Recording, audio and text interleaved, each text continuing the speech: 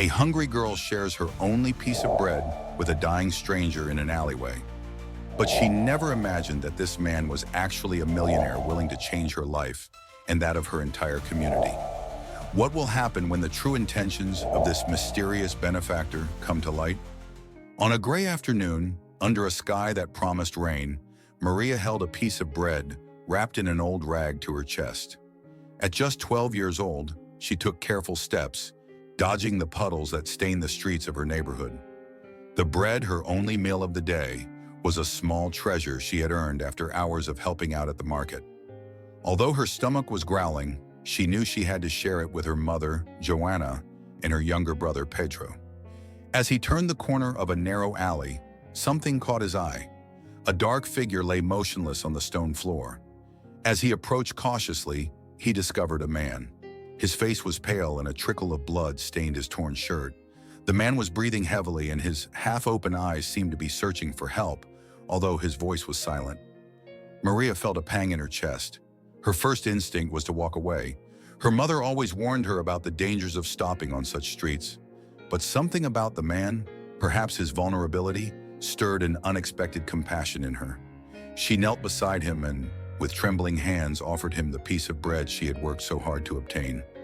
"Sir, eat this. It will do you good," she said softly, brushing back a lock of her dark hair that fell over her forehead. The man looked at her with glassy eyes but said nothing. With effort, he picked up the bread and took a small bite. His hands were shaking as much as Maria's. As she watched him eat, Maria took a handkerchief from the pocket of her dress and carefully wiped the blood from his wound. "What happened to you?" he asked, although he didn't expect an answer. The man tried to speak, but only a weak whisper came out of his lips. Maria noticed the gravity of his condition and looked around, seeking help. The windows of the houses were closed, and there was no one on the streets. She felt the weight of responsibility on her small shoulders, but she could not abandon it. "I'm going to get help. Wait here," she said, although she wasn't sure who could help her in this place where everyone was fighting to survive. The man held her hand for a brief moment, as if to thank her, and then hung his head with a sigh. Maria, distraught, did not know whether she should stay or go. Finally, she decided that it was best to return home soon and convince someone to help her. With one last glance at the man, she stood up and began to walk hurriedly. But as she took a few steps, she felt a weight on her heart. What if she didn't make it back in time? What if the man didn't survive? She closed her eyes for a moment and prayed silently, hoping someone else would come to her aid. That night, as she walked away under the dim light of the street lamps, Maria couldn't stop thinking about the stranger. Even though she had lost her only meal of the day, something inside her, an unexpected warmth, told her that she had done the right thing. With her heart divided between worry and a faint hope, Mary continued on her way, unaware that this encounter would change her life forever. When Maria arrived home, the atmosphere was enveloped in a heavy silence. The small house, built with walls of worn wood, was more of a shelter than a home. Joanna, her mother, was sitting at the wooden table, her face tired and her hands resting on her lap. Pedro, her younger brother, was absent-mindedly playing with a rock, trying to ignore the hunger that consumed him. "Where's the bread, Maria?" Joanna asked in a sharp tone, barely raising her gaze. Maria felt a lump in her throat, her fingers laced together nervously as she searched for the right words. I gave it to someone who needed it more than us," he replied in a low voice, looking at the ground. Joanna let out a heavy sigh, mixed with frustration. Her expression reflected the daily struggle to keep her children alive. "More than us? Maria, we are the ones who are starving. What were you thinking?" Pedro looked at his sister with wide, confused eyes. To him, bread wasn't just food. It was a symbol of hope in such dark days. Yet he didn't say anything. Although he was young, he understood that words sometimes hurt more than hunger. "I'm sorry, Mom," Maria said, feeling a growing weight on her chest. She didn't know how to explain what she had felt when she saw the injured man. It was as if a greater force had pushed her to act.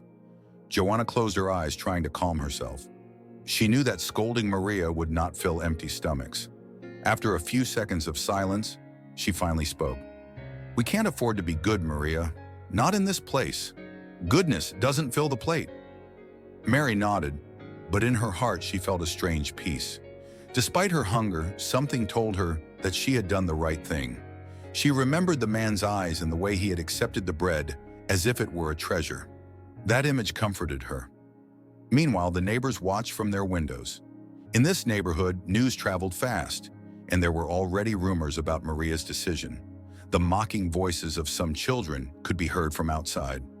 "There goes the saint, giving away food as if she had plenty to spare," one of them shouted, causing laughter among the others. Maria clenched her fists, trying to ignore them. She had grown accustomed to criticism, but this time it hurt more. Not because she doubted her decision, but because she knew her family would pay the price. That night, as hunger roared in their stomachs, Maria lay in her corner, her head full of thoughts. Despite everything, a faint flame of hope burned within her. She believed that somehow the good she had done would return.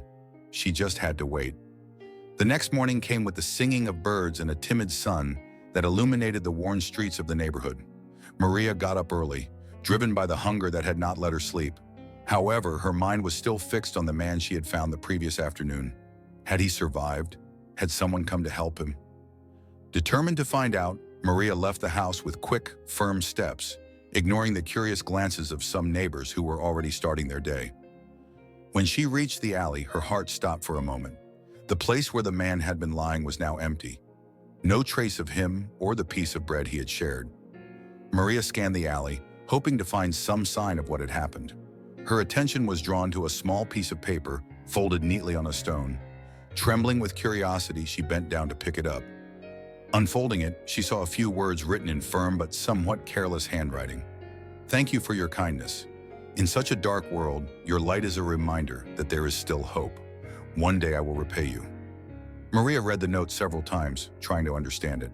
Her heart filled with mixed emotions: relief, curiosity, and above all, hope. It was the first time someone had sincerely thanked her for something she had done.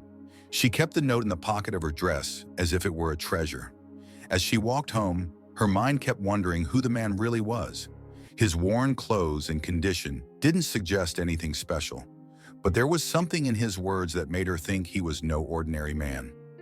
Maria decided that she should keep the note as a memento, something to remind her that even in adversity, kindness had its value. When she got home, Joanna noticed that Maria had something different about her appearance. "What's wrong?" he asked, his tone softer than the day before. "Nothing, Mom," Maria replied, patting the pocket where she had put the note. "I just feel like I did the right thing." Joanna didn't insist. Although she didn't fully understand her daughter, something in her tone conveyed a maturity that seemed unusual for a 12-year-old girl. That night, as the neighborhood fell into silence and shadows, Maria took out the note and read it again by the dim light of a candle. Although she was still hungry, for the first time in a long time, her heart was full. She still didn't know how, but she was certain that her kindness had not been in vain. The next few days felt longer and harder for Maria and her family. Food was increasingly scarce, and Joanna, pale-faced and exhausted, began to show signs of illness. The strength she had once used to work as a seamstress from home seemed to fade away. Her dry cough echoed off the walls of the small home, a constant reminder of the difficult conditions in which they lived. Maria watched her mother with concern. She knew she had to do more to help. That day, she gathered her courage and headed to the local market, a bustling place where voices mingled with the smell of fresh fruits and vegetables that she rarely got to taste.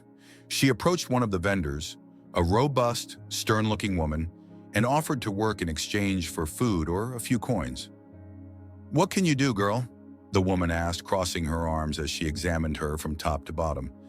"I can clean, carry things, or help organize the products," answered Maria in a small voice.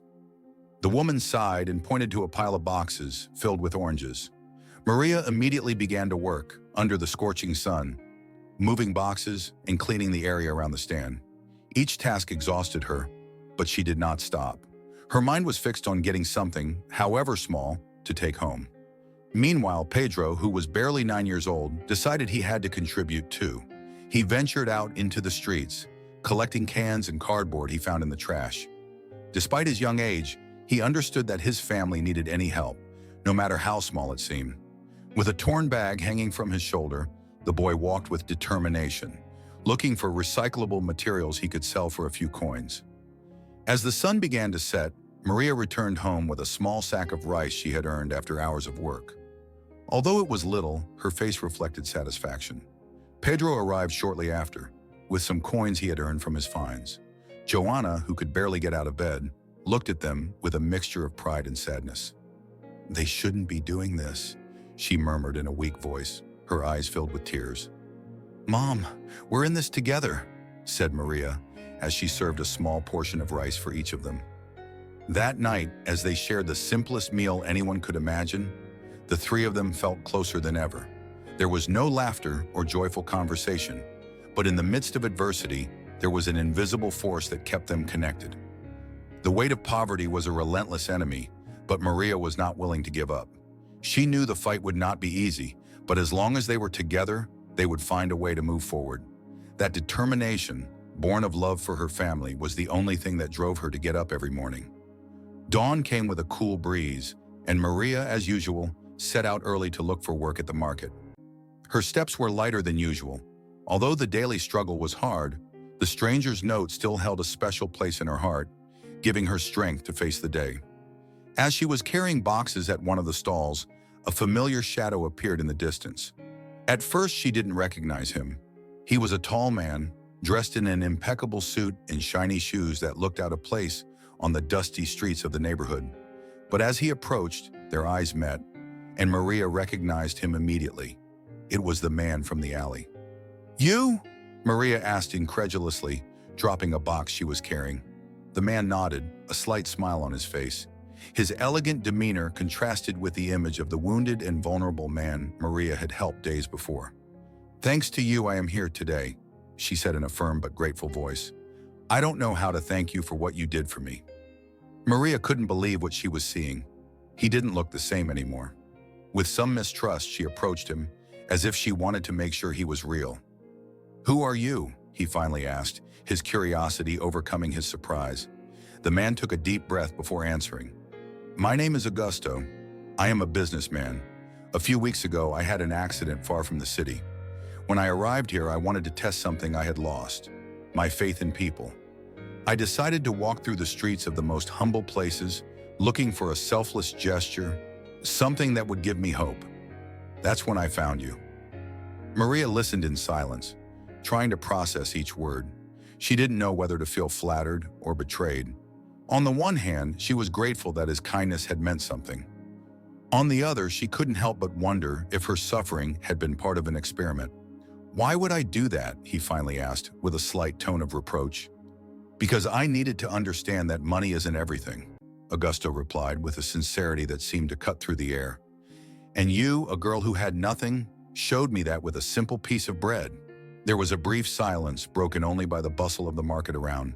Then Augustus stepped forward and continued. "I want to help you, not just you, but your family too. Let me change your life." Maria felt her heart pound.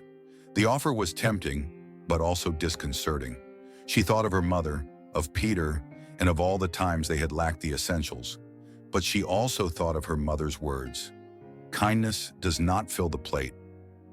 "I don't know what to say," he admitted, looking at the ground. "You don't need to decide now," Augustus said with a calm smile. "Take your time. But I can assure you of one thing: I didn't come here to give you alms. I came because I believe that people like you deserve better." Before leaving, Augusto handed her a card with his name and address on it.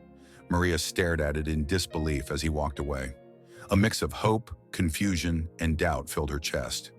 She knew that this decision could change everything, but also that it would bring with it new questions and challenges. The card rested on the wooden table in the center of the small room. Joanna watched it with a frown, while Pedro, excited, kept talking about the possibilities that Mr. Augusto had promised. Maria, sitting in a corner, remained silent, her thoughts divided between hope and uncertainty. "Mom, can you imagine? We could have enough food, a bigger house. Maybe we could even go to school like other children," said Pedro excitedly, his eyes shining with dreams he rarely allowed himself to have. Joanna, however, did not share this enthusiasm. Her gaze was hard and distrustful, a reflection of years of struggle and disappointment. Nothing in this life is free, Pedro. Rich people don't help without expecting something in return, he replied, crossing his arms. But he didn't seem bad, Mom. Maria finally intervened, breaking her silence. He said he wanted to help because I helped him first. He didn't ask me for anything in return. Joanna sighed tiredly. She knew that Maria had a good heart, but in such a cruel world, kindness often came at a high price. What if this is a trap? Joanna asked, looking at her daughter seriously. What if it ends up being worse for us?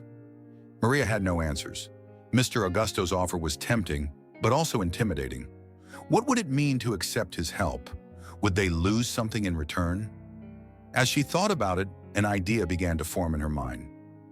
We could set conditions, Maria suggested, looking at her mother and Pedro. If he really wants to help, he shouldn't just do it for us. He could help everyone in the community. Joanna raised an eyebrow, surprised by the maturity in her daughter's words. Pedro, on the other hand, seemed delighted with the idea. Yes, I could fix the streets, create more jobs, or even build a school, the boy added, letting his imagination run wild. Joanna's face softened for a moment, but quickly returned to its protective stance. That sounds nice, but what if he doesn't accept? What if we regret it later? Then we'll know he wasn't sincere, Maria said, with a firmness unexpected for someone her age. That night, as the lights in the neighborhood went out one by one, Maria lay awake staring at the card on the table. She knew that this decision could change not only her life, but also that of her family and her community. But she also knew that accepting help was not easy. It involved trust, something that was sometimes as scarce as food in her home. The next morning, Maria took the card and put it in her pocket. Her plan was clear. She would talk to Mr. Augusto, but on her own terms. If he really was who he said he was, he would agree to help not only them, but everyone who needed it. With this resolve, Mary prepared to face the unknown, hoping that her kindness had not only saved one man, but could transform many lives. The sun was shining brightly when Mr. Augusto arrived in the neighborhood, this time accompanied by a small team of professionally dressed people. They brought with them plans, folders, and building materials. Maria, Joanna, and Pedro watched from the door of their house as curiosity began to spread through the streets. The neighbors, accustomed to empty promises from politicians and strangers, approached cautiously, murmuring among themselves. "What's going on here?" asked Mrs. Clara, one of the oldest neighbors, with a mixture of distrust and astonishment. Maria stepped forward, trying to explain. "Mr. Augusto wants to help the neighborhood. He says he will bring jobs and improve the streets." Maria's words caused a momentary silence, broken by sarcastic laughter from some neighbors. "And what do you want in return?" "Nobody does this without an ulterior motive," a man at the back of the group snapped. Mr. Augusto, who had been watching silently, raised his hand to get everyone's attention. "I understand your mistrust," he began in a firm but kind voice. "I came here because someone showed me that in this place there is kindness and solidarity, even in poverty. Maria was that person. Thanks to her, I want to give something back to this community." The murmurs intensified. Some seemed intrigued, others still showed disbelief. However, when Mr. Augusto's team began to explain the plans, the installation of a community center, street improvements, and employment opportunities, the expressions began to change. Some neighbors, like Don Tomas, who had been without a stable job for years, were optimistic. "If this is true, it could be our chance to improve," he said with a glint of hope in his eyes. But others, like Jacinto, remained skeptical. "I don't trust anyone who comes dressed in a suit to promise things. There must be a trick," he said, crossing his arms disdainfully. Meanwhile, Maria watched everything with a mixture of pride and concern. She had expected the neighbors to receive the news with enthusiasm, but the criticism and suspicions were stronger than she imagined. That same afternoon, the first machines arrived in the neighborhood, accompanied by workers who began repairing the potholed streets. At the same time, Mr. Augusto's team began interviewing neighbors to offer temporary jobs on construction projects. The excitement among some was palpable, while others continued to murmur about possible ulterior motives. Maria and Pedro, for their part, got involved in the activities, helping to organize the children and motivating the families to participate. But not everyone was happy. A group of neighbors began to spread rumors. accusing Maria's family of benefiting more than the rest. "I'm sure this is all for them. Why would it have anything to do with us?" Could be heard in the corners. That night, Maria felt overwhelmed. She had always intended to help everyone, but the criticism weighed heavily on her. But when she looked out the window and saw Pedro smiling as he played with other children on a newly paved street, she vowed not to give up. She knew real change would take time. The neighborhood had changed in just a few weeks. The once potholed streets were now passable, a community center was beginning to take shape, and several families were finding employment in the projects promoted by Mr. Augusto. However, the transformation had not come without conflict. Maria, who many considered the catalyst for these changes, became the center of attention. While some neighbors admired and thanked her, others pointed at her with reproaches and distrust. "You and your family are keeping the best," Chasino shouted one afternoon while Maria was helping organize materials at the community center. Maria stopped and looked at him calmly, although her hands were shaking slightly. "That's not true. All this is for the neighborhood, for everyone," he replied, trying to keep his voice firm. "For everyone," Hyacinto replied, crossing his arms. "I don't see any improvements to my house. It seems that only those close to you receive anything." The murmur of other neighbors rose around them. Some seemed to agree with Jacinto, while others tried to defend Maria. "She's just a child, why blame her?" said Mrs. Clara, stepping forward. "But it is thanks to her that this man is here," insisted another. "If this is a trap, it is also her responsibility." Maria felt her cheeks heat up. She had never wanted to be at the center of all this, much less be accused of selfishness. She stepped forward and raised her voice, something she rarely did. "I didn't ask for anything for myself or my family," she exclaimed, looking directly at Jacinto and the others. "I just wanted to help someone who needed it. I never imagined that this would go so far, but if you think I'm doing this out of self-interest, you're wrong." Silence fell over the group. Even Jacinto seemed surprised by the determination in Maria's voice. Before anyone could respond, Mr. Augusto appeared, accompanied by a few workers. Seeing the tension in the air, he approached Maria and put a hand on her shoulder. "It is not fair to blame Maria for the problems this community has had for years," he said, looking at the group firmly. "All of this is the result of her kindness. Yes, but the changes we are making are for everyone, not just her." Mr. Augusto's words seemed to calm some, but others continued to murmur among themselves. Maria took the opportunity to address the neighbors once again. "If something isn't working, just say so. I'm here to listen and help improve. But don't forget that this isn't just for one person, it's for all of us." That night, when she returned home, Maria felt exhausted. The criticism hurt, but she knew that what they were building was important. While Pedro played with a rag ball in the living room, she sat next to Joanna, who watched her in silence. "You're growing up so fast, daughter," said her mother with a mixture of pride and sadness. Maria did not respond. She only promised herself that she would continue forward, for her family and for her community. The neighborhood was no longer the same. The streets, once filled with potholes and dust, were now firm and passable. A fully functional community center had opened its doors, offering workshops, basic medical care, and a space where children could play safely. Families were beginning to feel a change in their lives, and with it, a hope that had been absent for years. Maria became a central figure in the community. Although many were initially suspicious, most now saw her as a symbol of change. While she helped organize a workshop for children at the community center, she listened to Pedro tell his friends about his new dreams. "When I grow up, I want to be an engineer. Then I can build things like the ones you're making here," Pedro said, with a smile so wide it lit up the room. Maria couldn't help but smile too. Seeing her brother full of hope was a greater reward than she could have imagined. Not everything was perfect, though. Some neighbors still held resentments, and occasional tensions reminded them that change wasn't always easy. One afternoon, as Maria was returning home after a tiring day at the community center, she saw her mother standing in the doorway. Joanna looked different. Her face, though marked by years of struggle, reflected a calmness Maria had not seen in a long time. "The doctor at the center says my health is improving," Joanna told him, showing a slight but sincere gratitude in her eyes. I don't know what would have happened if this hadn't arrived when it did. Maria walked over and hugged her mother. She knew how much Joanna had suffered to keep the family afloat, and seeing her recover was a huge relief. That evening, as they ate a simple but sufficient meal, Pedro shared more of his dreams. "Maria, do you think that one day we can go to the city and study in a big school?" he asked, his eyes full of curiosity. Maria took a moment before answering. Although she herself had never considered something like this for her future, she now saw possibilities where before there had only been limits. "Of course, Pedro. If we keep working hard, everything is possible."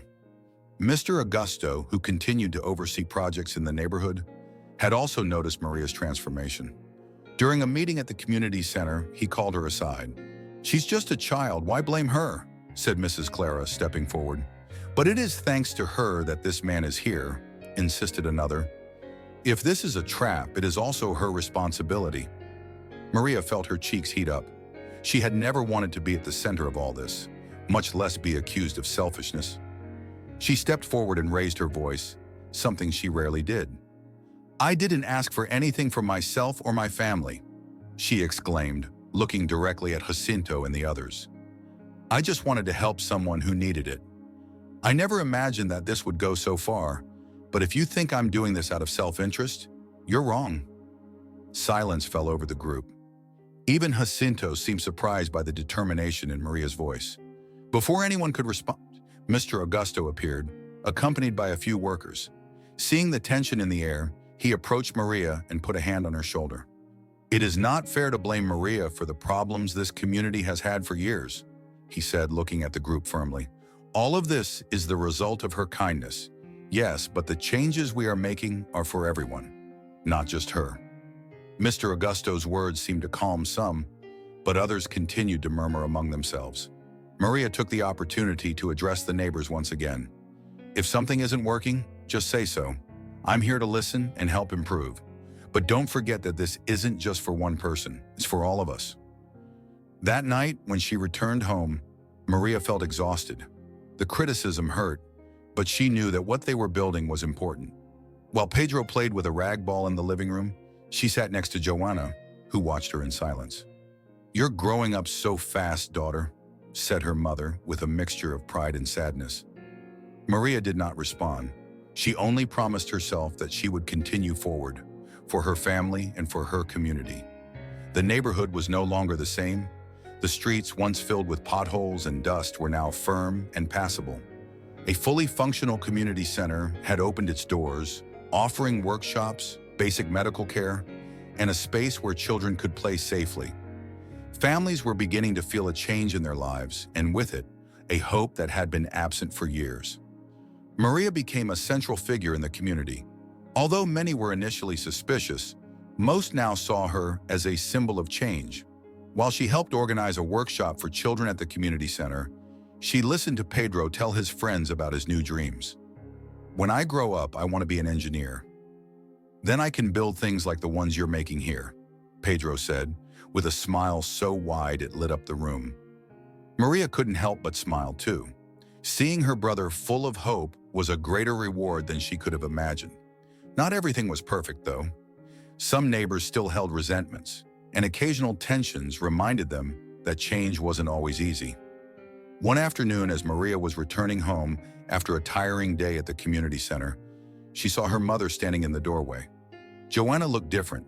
Her face, though marked by years of struggle, reflected a calmness Maria had not seen in a long time. "The doctor at the center says my health is improving," Joanna told him, showing a slight but sincere gratitude in her eyes. "I don't know what would have happened if this hadn't arrived when it did." Maria walked over and hugged her mother. She knew how much Joanna had suffered to keep the family afloat, and seeing her recover was a huge relief. That evening, as they ate a simple but sufficient meal, Pedro shared more of his dreams. "Maria, do you think that one day we can go to the city and study in a big school?" he asked, his eyes full of curiosity.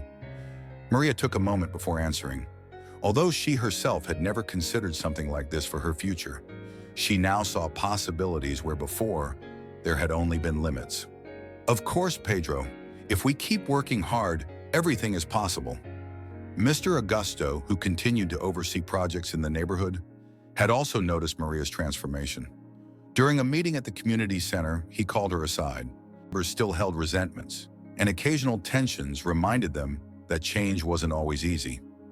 One afternoon, as Maria was returning home after a tiring day at the community center, she saw her mother standing in the doorway. Joanna looked different. Her face, though marked by years of struggle, reflected a calmness Maria had not seen in a long time.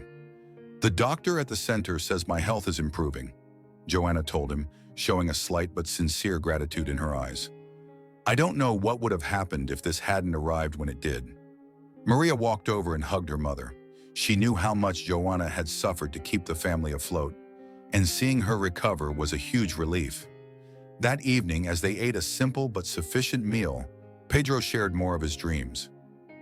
"Maria, do you think that one day we can go to the city and study in a big school?"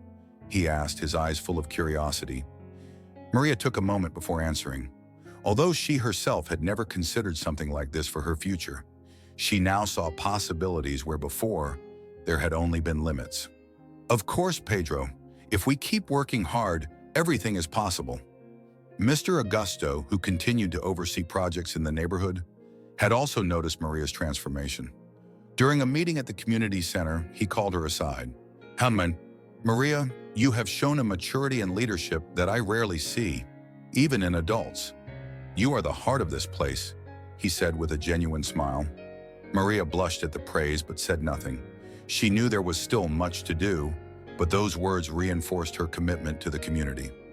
Days passed, and with each improvement in the neighborhood, more people began to trust the process. Tensions slowly eased, and hope spread like a flame in a place that had been in darkness for too long.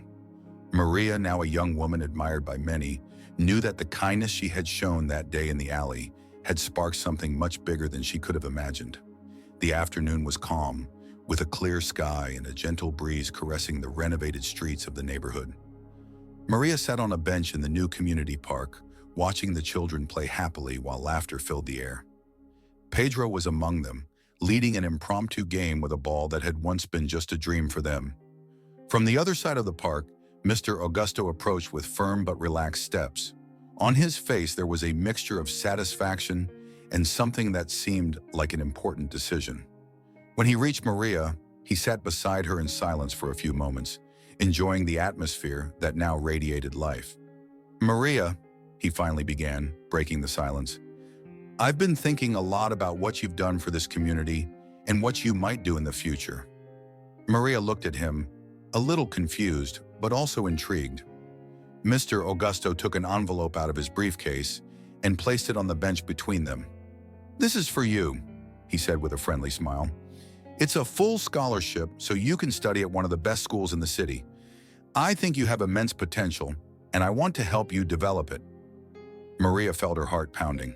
Excitement filled her, but at the same time a whirlwind of doubts filled her mind. "Leave?" he asked almost in a whisper, while his fingers nervously played with the edges of the envelope. "And my family? And the neighborhood?" Mr. Augusto looked at her patiently, as if he had anticipated those questions. "Your family will be fine.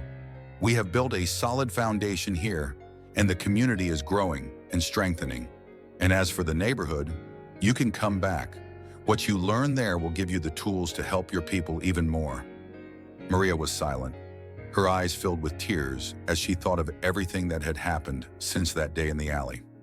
She had never imagined that a simple act of kindness would lead her to this moment. She looked at Pedro, who was still playing with a laugh, contagious, and then thought of his mother, who was now much stronger thanks to improvements in health services. That night at home, she shared the news with her family. Joanna, although worried at first, took Maria's hands and told her firmly, "You have to do it, daughter. This is a gift, but also an opportunity. We will be fine." Pedro, although sad at the idea of parting with his sister, smiled at her and said, "When you come back, you'll teach me everything you learn." With a heart full of determination, Maria accepted the scholarship. The next few days were filled with goodbyes and preparations, but also with hope. Before leaving, Maria gathered the neighbors at the community center and spoke to them from her heart. "This is not goodbye," he told them. What we have built here is just the beginning. I will return, and together we will achieve even more. As the bus pulled away, Maria looked out the window, watching the neighborhood she had known all her life slip away. Though she was leaving behind a lot, she knew she was taking something priceless with her, the promise of a better future. Maria's story reminds us that a simple act of kindness can change lives, even in the most difficult circumstances. Her decision to help without expecting anything in return not only transformed her future, but that of her entire community. What would you have done in her place? Would you have had the courage to give the little you had to a stranger in need? Sometimes the smallest decisions have the power to bring about the biggest changes. Click on the video that appears on your screen to continue exploring inspiring stories and delve deeper into your own journey of self-discovery. Don't forget to subscribe to the channel and activate the bell so you don't miss any of our upcoming content. Thanks for joining us, and see you in the next video.